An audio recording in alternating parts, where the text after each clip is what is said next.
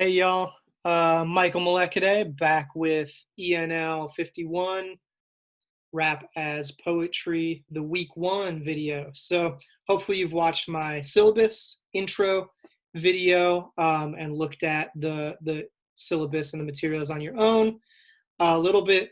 And this will be the first of my weekly videos where I talk a little bit about the themes and ideas that we're discussing or focusing on this week in our studies of the songs.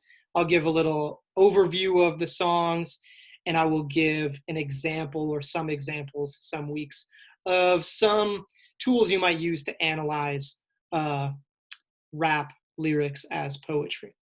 And so we'll jump into it. First, I wanted to talk about the reading response assignment because I know I'll forget if I just jump into talking about rap songs. So let's do the reading response assignment first. I'll share my screen. We're up at our Canvas page. This should be accessible to you under I have it listed on the modules and under discussions. So reading response number one is due on Friday. Just so you know, I'll come down here at the bottom.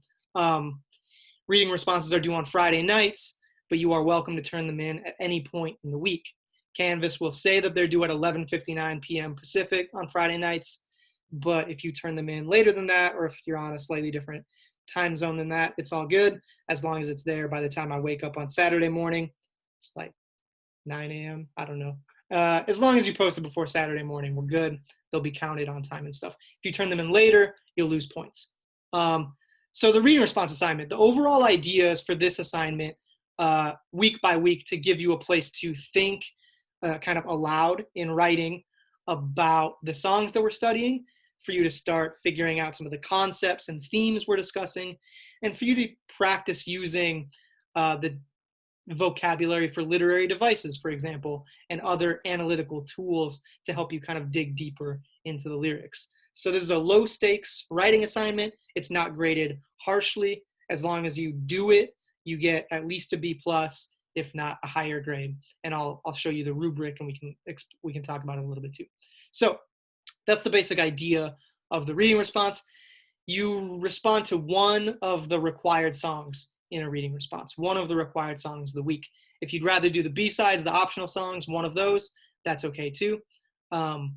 But you have to write about something listed on that week's syllabus, reading list, listening list stuff. And focus on talking about analytically that song, thinking about what that song is doing as poetry, analyzing some of the different devices that the rapper uses and stuff like that. And I'll give an example in a little bit. So I'm also going to include questions just to kind of get you started in case you have kind of a block, you don't know where to start, or you're having trouble figuring it out. I'm going to give you some questions to start out with each week. You do not need to answer these questions. If you do choose to address one of these questions, you choose only one, because again, you need to focus on one song in the paragraph or so that you write. So I've got two questions here. One, Juicy by the Notorious B.I.G. presents a rags to riches story talking about both poverty and wealth. Why is that a powerful narrative for Biggie and or for hip hop culture? What are some of the values underlying Biggie's lyrics? For example, what does he believe is important in life? So that's one kind of thing you could use as a starting point and write a paragraph or maybe even two paragraphs about what you think is going on in Biggie's song with these themes and stuff like that. Two, according to Merce and Slug, who call themselves Felt as a group, in The Biggest Lie, what is hip hop good for? Pay attention not only to the part that's explicitly about hip hop, there's like a line that says it, but also just what the song implies throughout the different topics they discuss. So you could choose either one of those options and write about that a little bit. You could write about different ideas related to either of those songs or any of the songs on the list for the week. Once again, the reading response is not meant to be stressful. It's meant to just give you an opportunity to practice writing in a low stakes way that's graded not very harshly. And if you have questions about it, feel free to let me know. Yeah, I think that covers that. So jump out to this week's syllabus. So again, I'm going to post this weekly kind of lesson PDF every week. You take a look at that watch my videos, study the songs, etc., etc. So I need to share that thing now. Cool. Week 1, introduction to poetry and as rap. If we were in an in-person class, I'd ask how many of you have read poems for fun, and only a few people would raise their hands, and we kind of chuckle uncomfortably about it and how nobody cares about poetry. And then we'd start talking about rap music, which I assume a lot more of us are familiar with, at least to some degree, though I know a lot of you are taking this class to learn more about hip hop too, which I think is awesome. So I wrote up in the weekly lesson thing here, I write up just a page or two of notes to kind of get us started thinking about a particular theme. I include some questions for thought and some stuff to focus on in your reading responses if you want to explore these ideas. And then I list the songs that are required for the week and the other reading, the poems and the scholarship. Cool. So in my notes, I basically talk about how rap, you might have noticed that I use the terms rap and hip hop kind of at different moments and different times, and different people use those words to mean different things. I think the technical definition that we should stick to in this class is that hip hop is a culture. Hip hop is the name of the culture, and rapping is what a rapper does, what an MC does. It's one of the elements of hip hop. Traditionally, people say there are 4 elements of hip hop. Some people add in a 5th. KRS-One likes to say that there are 9 elements of hip hop. So there's some debate about what exactly hip hop means, but overall, hip hop is the culture, and rap is one thing that is a part of that culture. I say in my notes here on this first page that the culture, even though hip hop is everywhere now, rap music is everywhere now, on McDonald's commercials and whatnot. I think Febreze commercials use rapping now. It's a weird time to be alive. But I say here, even though hip hop culture is everywhere, the culture is still beholden to its roots. It means rap and hip hop culture was invented by mostly Black, mostly brown folks, mostly in New York City in the late 70s and early 80s.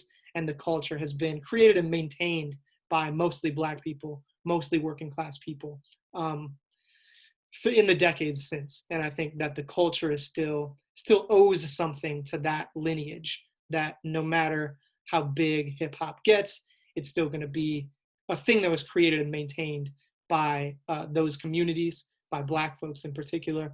And that's always going to be one of the main focuses and central kind of forces of gravity in the culture. So I think that's important to acknowledge and to think about. Yeah, so you can read this stuff on your own as well. I'm not going to just read the whole thing aloud to you. I've got some questions for you to think about in studying the songs and in reading the page poems as well.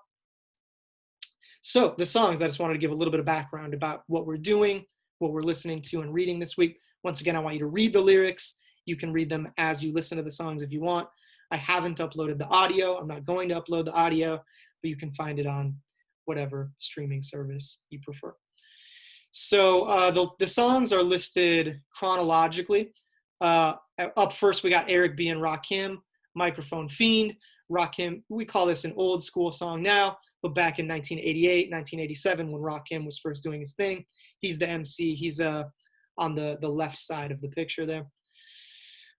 When he was doing his thing, rapping was very basic. It used very basic rhyme schemes, very basic rhythmic structures. And you can tell when you listen to Run DMC or the Sugar Hill Gang or whatever, you can tell that the rhyming is sort of elementary and the rhythm is not all that complex for the most part. Rakim is one of the first dudes who really changed that. He came in and he created a lot more complex rhythms in his rapping. He used multi-syllable rhyme schemes. He used a lot of internal rhyme, which is to say rhymes in the middle of the line, not just at the end, but kind of peppered all throughout the lines. Rakim was one of the big innovators of that. We still call him the God MC in hip hop culture. He's acknowledged as one of the first people who really did what we think of as modern rapping. So Microphone Fiend is a classic song. Up next, we got DJ Jazzy Jeff and the Fresh Prince. Will Smith gets a lot of a lot of flack these days, or really for the last 10 years. A lot of people make fun of him or ignore him completely. If you haven't listened to Will Smith's rap, I wouldn't really be all that surprised. But we forget that DJ Jazzy Jeff and the Fresh Prince won the first Grammy ever given out for rap music for their song Parents Just Don't Understand. I think it was probably like 1988 or 1989, something like that. They won the first rap Grammy. I think Will is an underrated rapper. But, you know, that's just my thinking. Nobody underrates DJ Jazzy Jeff. He was and is a great DJ. So we're going to listen to Summertime, probably a song you've heard, or at least a song you've heard alluded to. A good one for our summer session. Up next, we got Wu-Tang Clan, Cream, Cash Rules Everything Around Me, 1993. They're from New York. They were kind of a major moment in New York hip hop, kind of pushing the boundaries of what it could sound like and what it could do. They use a bunch of like kung fu references, kung fu movie references, a lot of pop culture stuff. And they make up their own slang. They're super strange. They're kind of maybe one of the first groups that we could call part of the underground in a sense, even though they kind of blew up after their mixtape. So Cream is a classic. The Notorious B.I.G. Juicy. Hopefully you've heard of Biggie. My opinion, and I'm not alone in this, is that he's the greatest of all time, the GOAT rapper. And he died far too soon. We don't have enough of his music, unfortunately. So Juicy is one of his classics you've probably heard before. And if not, it's a great study in American narratives of wealth, as I mentioned in the reading response description or prompts. Jay-Z, Public Service Announcement. I think this one is from the Black Album. So like 5-6 albums into his career. But it's a good one. Felt is probably the least well-known, certainly the least well-known on this particular list. They're two underground rappers from the early and mid-2000s, Murs and Slug. Slug, his original group is called Atmosphere. Murs rapped alone before doing Felt. And this is from their second album. It's just a song about hip-hop that I think is a good introduction to some of the structures, themes, and ideas that we find in rap songs a lot. Then I've got a list of the B-sides, the recommended optional stuff over on the bottom right. You don't need to study that stuff, but I recommend it. And every week I'm going to include a video at the bottom of that B-sides list as well. So this time I've got the video by Childish Gambino, a.k.a. Donald Glover from Community and Atlanta and stuff. He's a rapper. And his video, This Is America, it got pretty big back a couple years ago. And it's a thought-provoking, violent, troubling video that I recommend watching if you're interested in that sort of thing. But yeah, got tons of great songs on the B-sides list as well, which you can Google. You can look up the lyrics to listen to, etc. Finally, the other readings. We've got the introductory stuff in Adam Bradley's book. It's pretty short. I'd like you to read the whole thing. Usually I'll give you like the pages that you really want to focus on, with the understanding that you're going to skim some of the other stuff. But I think this is a pretty quick read, and it develops kind of the foundation for understanding what Adam Bradley is up to in this book in his scholarly study of rap. So I encourage you to read that, and I've got some notes on his vocabulary as well. And then page poems. I'm going to give us 2 to 3 page poems each week to read. Once again, this is not your main focus. Your main focus is the songs themselves, but I encourage you to spend a little time with these poems, think about them, read them aloud, listen to them the way you would listen to a rap song, sort of, and try to think about what the poet is up to. How is this inspired by hip-hop culture? How does it help us learn something about rap and the poetics of rap that we're studying? So I've got a poem, Wheels of Steel by Adrian Matika. Wheels of Steel is like a slang term for the turntables, the 2 turntables that are connected in hip-hop music.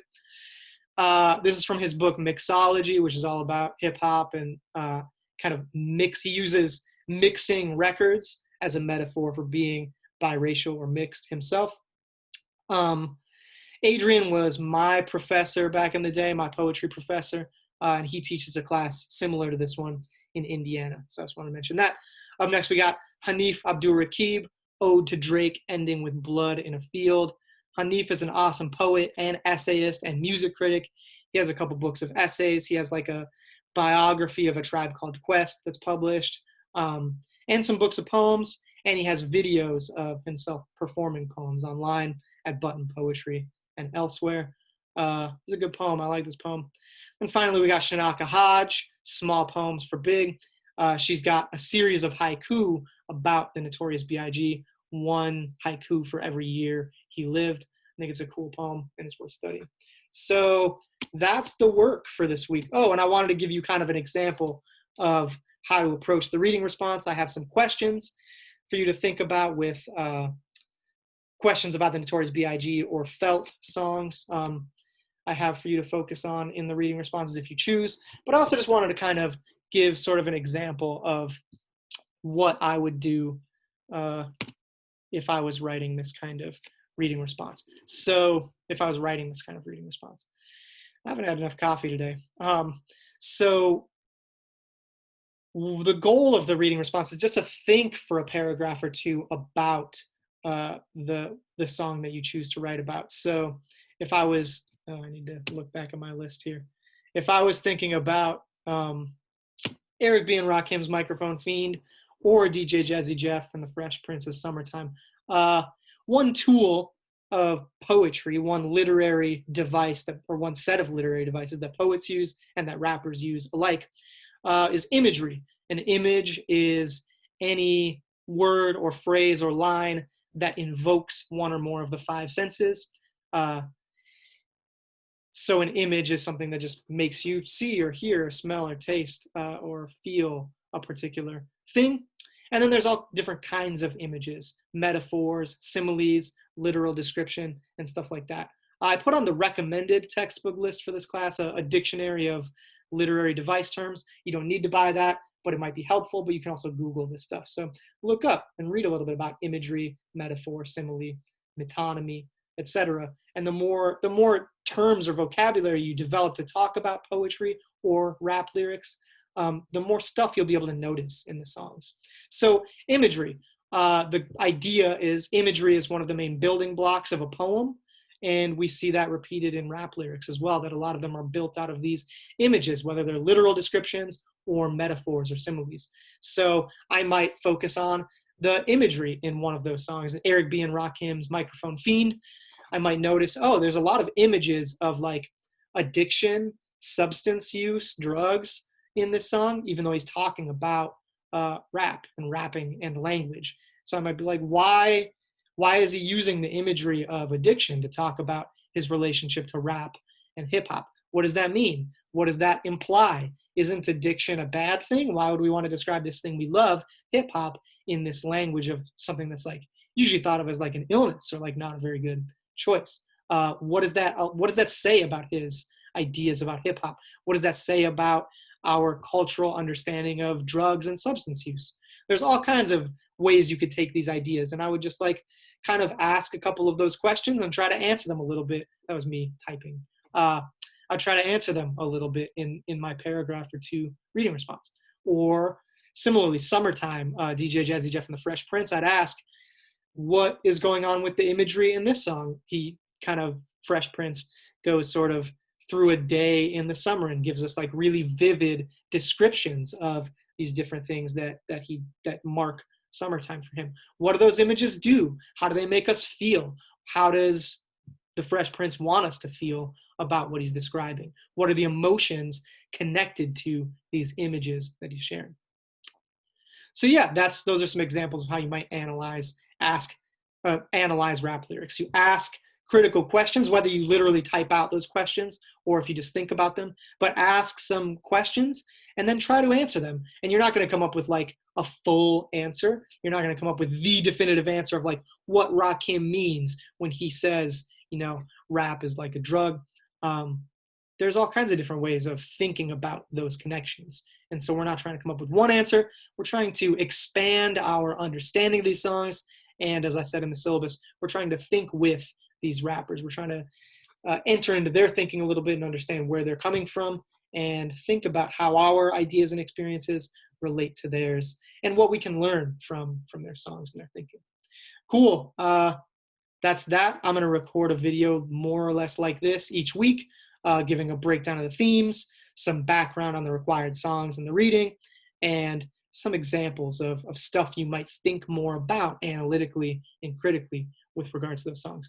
As always, you can always email me or shoot me a message on Canvas, and I'm happy to respond to you, usually within 24 hours. I realized that maybe I didn't put my email address on the syllabus, and I thought it would be easy for y'all to find that on the registration or something. But I will send an email out to the class soon so you have my email address. But it's just mmolekade@ucdavis.edu. So if you look up my name, it's my first initial M, then my last name, molekade@ucdavis.edu. Cool. That's all I've got for you this week. And I'm looking forward to reading your first reading responses and seeing what you think about one of these songs on the list. If you've got any questions, email me. If you've got any confusions about any of the requirements or expectations, email me. Look at the rubric for the reading response. Yeah, I'll see you soon.